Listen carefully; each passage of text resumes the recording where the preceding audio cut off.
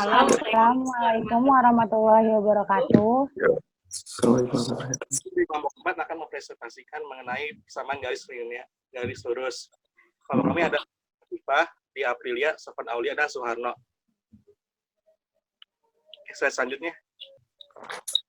Persamaan garis lurus.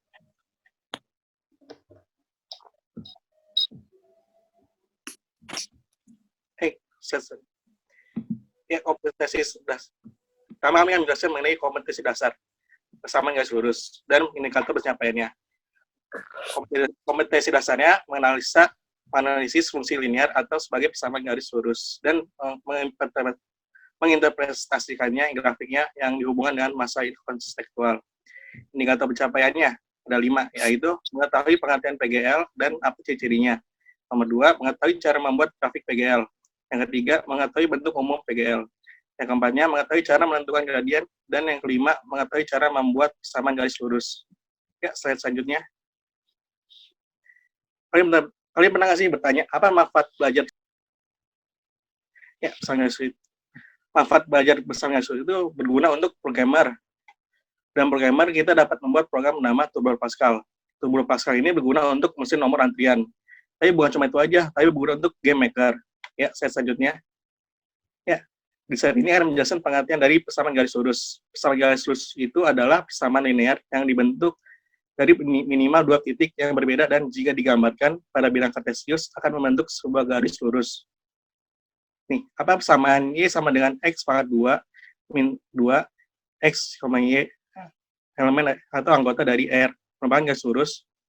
Itu jawabannya bukan, karena persamaan tersebut akan membentuk grafik kuadrat atau parabola. Ya, persamaan garis lurus baik ini syarat persamaan garis lurusnya, baik variabel X maupun variabel Y hanya boleh berpangkat 1. Bentuk umum dari persamaan garis lurus dapat didapat dari AX plus BY tambah C sama 0. X dan Y ada variabel, A dan B ada koefisien dari variabel, sedangkan C ada konstanta. Dari persamaan itu kita rubah jadi persamaan garis lurus, yaitu Y sama dengan MX plus C. X dan Y pada variabel dan C ada konstanta, sedangkan M adalah kemiringan garis atau gradien. Ya, bagaimana cara menggambar garis persamaan garis lurus? Pertama, mengambil nilai X secara acak dan mensubstitusikannya ke dalam persamaan yang diberikan. Habis itu dengan mencari titik potong terhadap sumbu X dan Y. Ya, ini contoh dari substitusi nilai X. Contohnya, diketahui persamaan garis lurus yaitu Y sama dengan 3X plus 1 dengan XY elemen dari R atau anggota dari R.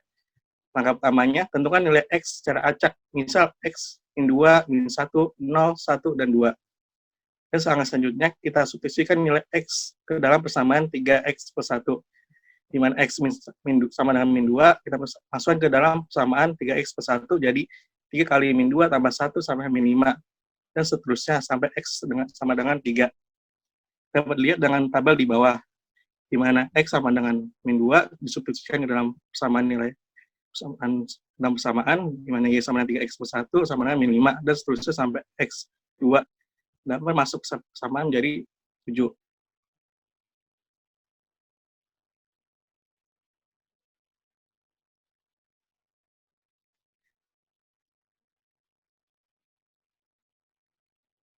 Ya, setelah nilai X kita masukkan ke dalam persamaan, kita dapatkan titik koordinatnya, di mana X sama dengan 2, Y-nya sama dengan min 5, dan X sama dengan min 1, Y-nya sama dengan min 2, X sama dengan 0, Y-nya sama dengan 1, X sama dengan 1, Y-nya sama dengan 4, X sama dengan 2, Y-nya sama dengan 7.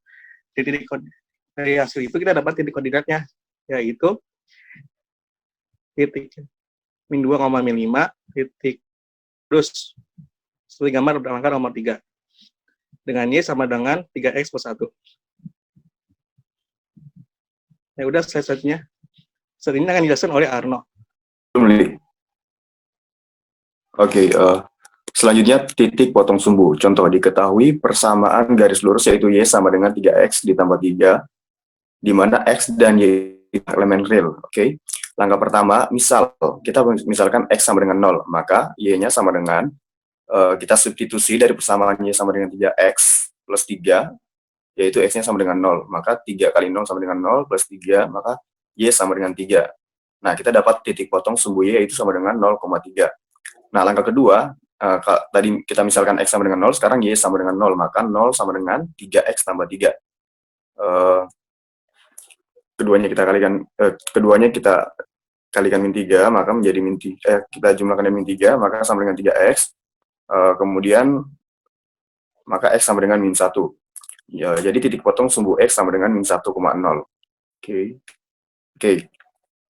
Nah, setelah kita mendapatkan kedua titik tersebut, di kertas petanya dapat kita tentukan pada titik sumbu Y sama dengan 0,3 dan X sama dengan min 1,0, maka dapat tersaji seperti gambar pada langkah ketiga. Jadi persamaan garis lurusnya seperti itu. Oke, slide selanjutnya. Oke, lalu bagaimana jika diketahui Y sama dengan 2X dan X, Y-nya adalah elemen real? Oke, langkah pertama, misalkan X sama dengan 0, maka Y sama dengan 0. Jadi titik pertamanya adalah sama dengan 0,0. Nah, maka di sini kita dapat, misalkan X-nya sama dengan 1. Oke, langkah keduanya, misalkan X sama dengan 1, maka Y sama dengan 2. Oke, jadi titik kedua sama dengan 1,2. Nah, pada kertas petaknya, atau kertas grafiknya,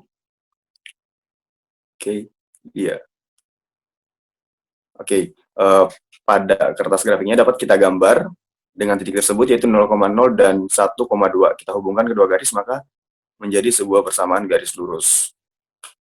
Oke, slide selanjutnya. Oke, sekarang kita masuk pada materi gradien atau kemiringan. Ini merupakan gambar ilustrasi di mana tentang gradien dan kemiringan. Oke, jadi di sini ada beberapa tipe gradien, yaitu A, B, C, dan D. Di mana gradiennya bernilai 0 hingga tak hingga. Nah, nanti tak hingga itu berarti posisinya tepat vertikal. Oke. Perhatikan, ketika sang supir tidak ada tantangan yang berarti, maksudnya berarti mobilnya melaju dengan mulus. Nah, jadi tanpa ada hambatan, maka gradiennya sama dengan 0. Kemudian, slide selanjutnya, oke. Sebelumnya, ketika tanjakannya semakin terjal, oke, kata Pak supirnya, saya harus menekan pedal gas lebih dibanding jalanan datar. Artinya ada tantangan dengan adanya kemiringan atau yang kita sebut dengan gradien. Karena harus menekan pedal gas. Oke, menambah kecepatan kendaraan, maka gradien positif. Nah, oke, selanjutnya. Oke, tantangan lebih besar, bagaimanakah gradiennya? Nah, jadi gradien itu semakin besar tergantung dengan kemiringan garisnya. Nah, seperti pada gambar yang ini, yaitu gradien garisnya itu vertikal. Jadi, makanya di sini dikatakan gradien garis tak hingga. Tantangan sangat besar karena saking besarnya sehingga mobil tidak akan dapat melaju. Artinya gradiennya sangat besar. Begitu besarnya disebut tak hingga. Oke. Nah, selanjutnya saya tidak perlu menekan pedal gas. Malah saya harus injak pedal rem untuk mengurangi kecepatan. Nah, berarti gradiennya negatif. Nah, dalam ilustrasi ini berarti gradien bernilai negatif untuk garis yang di mana sumbu Y-nya di kirinya lebih tinggi daripada sumbu X-nya. Oke. Selanjutnya, oke. Pada bidang kartesius, garis manakah yang gradiennya 0, yang gradiennya positif, yang gradiennya negatif, yang gradiennya tak hingga. Nah, pada ilustrasi tadi kan kita udah lihat nih garis gradien yang positif itu seperti apa, yang negatif itu seperti apa, dan yang bernilai 0 maupun tak hingga itu seperti apa. Nah, kalau kita perhatikan, pada garis A dan E itu berarti tanpa hambatan, berarti gradien garisnya adalah 0. Kemudian garis F, nah itu tak hingga. Kenapa tak hingga? Karena gradiennya tepat vertikal, jadi sama dengan sumbu Y-nya. Kemudian gradien garis D-nya itu negatif. Kenapa negatif? Karena kalau diilustrasikan, mobil harus mengerem untuk mengurangi kecepatan.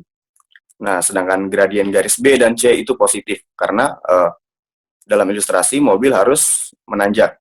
Menanjak berarti harus menginjak pedal gas untuk dapat menaiki tanjakan tersebut. Oke, selanjutnya. Oke, sekarang kita masuk ke menghitung besarnya gradien. Nah, cara menghitung manakah yang, kalau kalian lihat, manakah yang lebih besar, posisi yang penggaris pertama atau posisi penggaris kedua gradiennya. Nah, bisa dilihat dari gambar ini, gradien yang lebih besar itu berarti gradien yang posisinya semakin tinggi karena dia itu membutuhkan usaha yang lebih banyak untuk naik.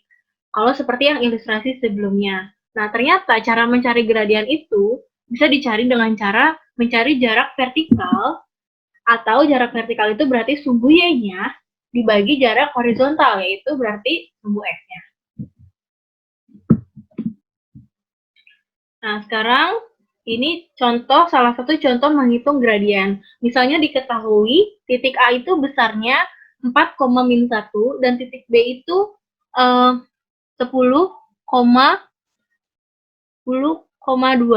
Nah, berarti dari situ kan kita dapat jarak Y-nya itu adalah 3 satuan dan jarak X-nya itu adalah 6 satuan.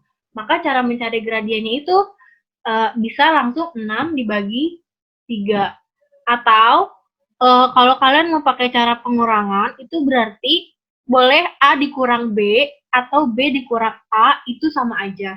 Kalau misalnya kalian mau pakai yang B dikurang A, itu berarti kita pakai atasnya itu Y-nya si B dikurang Y-nya si A. Berarti Y-nya si B itu 2, dikurang Y-nya si A itu -1. Jadi seperti yang kalian lihat di bawah situ, 2 dikurang -1. Dan pernya itu adalah X-nya si B dikurang X-nya si A. Jadi kalian harus konsisten. Kalau kalian mau kurangin B-nya dulu, berarti kalian harus YB dikurang YA per XB dikurang XA. Jadi bisa didapat seperti yang ada di slide, 2 dikurang -1 per 10 dikurang 4. Atau hasilnya adalah 3/6 atau 2,5.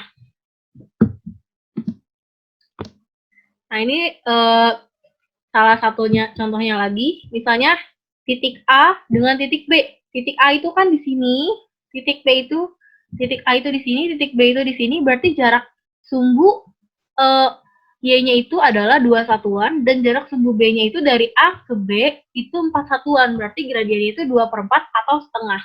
Terus kalau kita lihat, kita buat segitiga siku-siku antara titik B dan titik C, berarti kita bisa dapat titik B-nya ini ke C itu Y-nya adalah 2, dan B ke C-nya itu dalam sumbu X itu 4 satuan, atau 2/4 juga kita dapatkan setengah.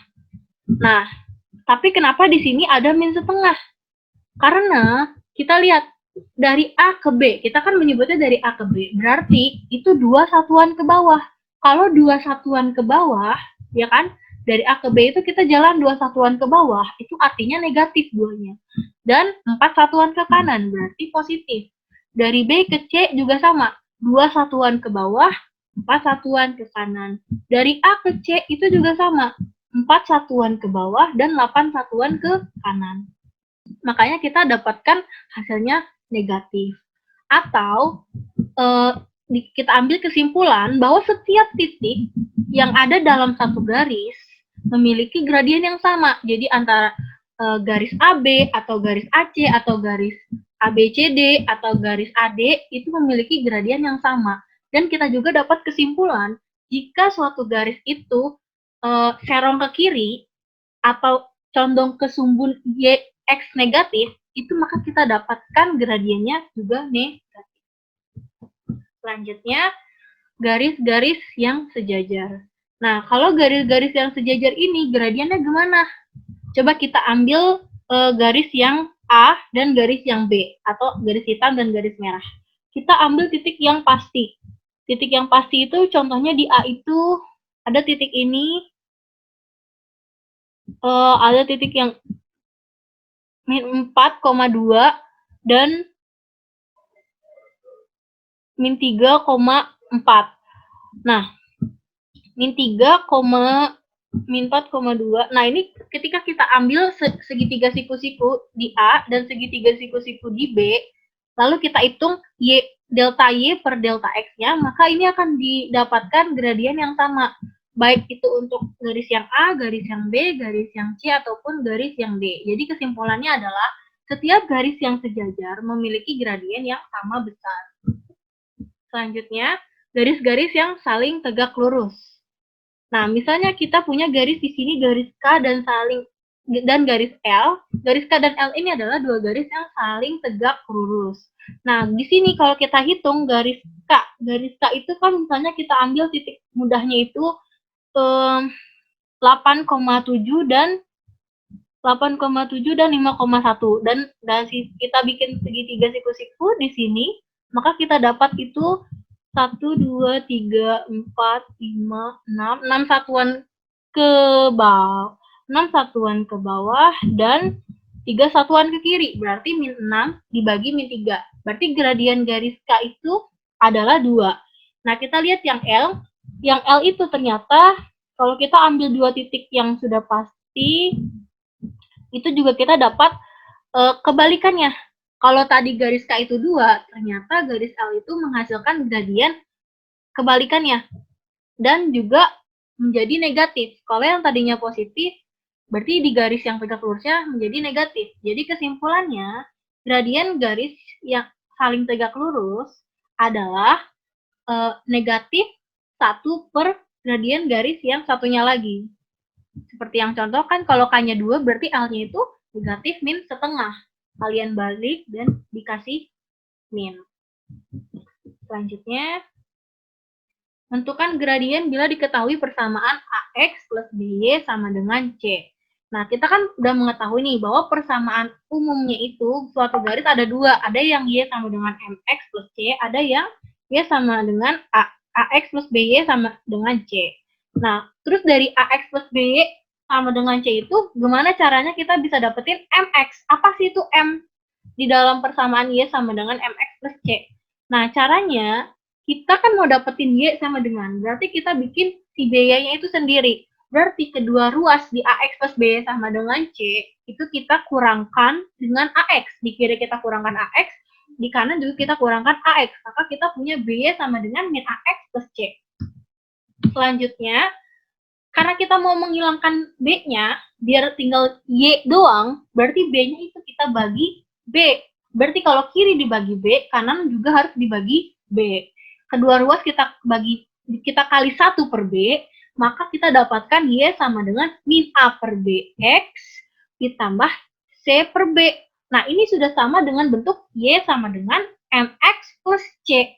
Maka M itu kita dapatkan nilainya itu. M itu adalah gradien. Dalam Y sama dengan MX plus C, M itu adalah gradien. Seperti yang di penjelasan di slide sebelumnya. Maka kita dapatkan gradien itu bisa juga dicari min A per B. Atau koefisien, negatif koefisien X per koefisien Y. Nah, ini gradiennya. Nah, kesimpulannya, kalau kalian menemukan soal AX plus BY sama dengan C, garisnya berarti gradiennya adalah min A per B. Selanjutnya, menentukan gradien dari grafik. Kita lihat pada gambar di slide.